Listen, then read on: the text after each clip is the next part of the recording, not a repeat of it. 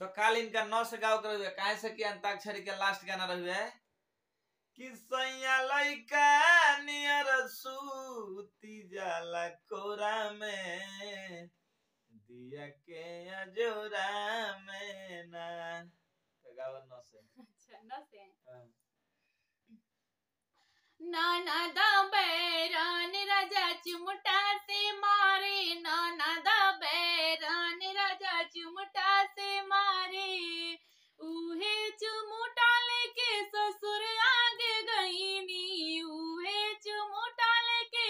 ससुर आगे गईनी, ससुर धोखेबाज राजा घुंघटा निहारे,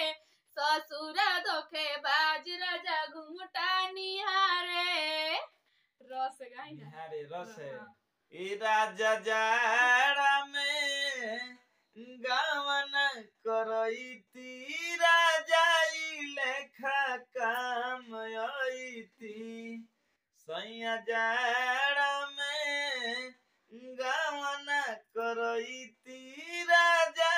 लेखा काम आईती, जैसे बराला सैया फुआरा के रसरी ओ सही फसैती टंगरी में टंगरी, अरे जैसे बराला सैया नरकुल के रसरी ओ सही फसैती टंगरी में टंगरी, अकबरिया में धई के दबईती राजा लेखा काम आईती, सैया जाड़ा में गावन करईती राजा लेखा काम आईती आईती। तो से गाओ तो से तनी ताकला देवलिया पर का लिखल बा, तनी ताकला तारा बहिना के नाम लिखल बा और का लिखल बा, एतवार लिखल बा ओ सोमार लिखल बा, तोरा दीदिया के 16 गो भतार लिखल बा, तनी ताकला देवलिया पर का लिखल बा, तनी ताकला तारा दीदी खातिर लव लेटर लिखल बा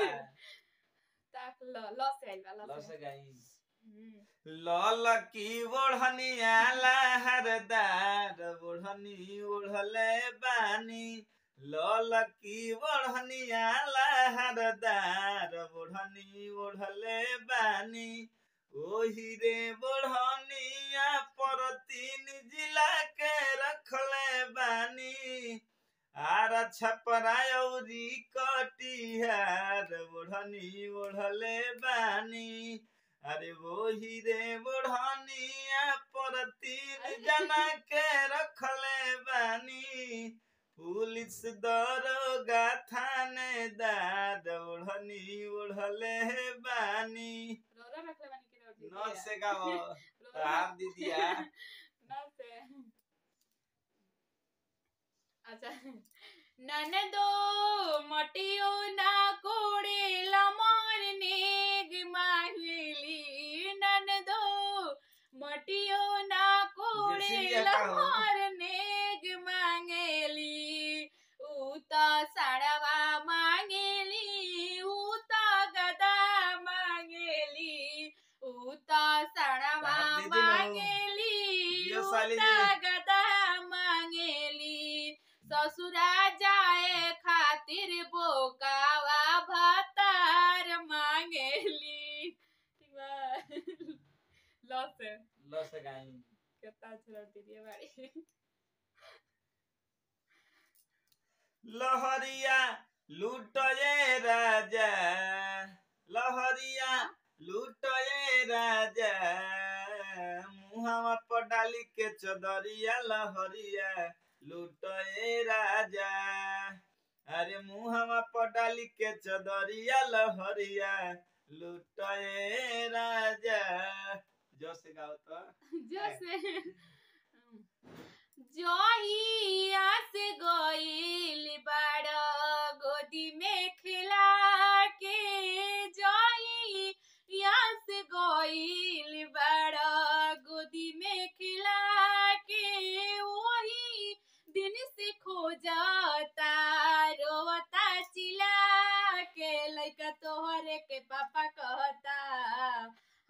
सैया जी के चाचा कहता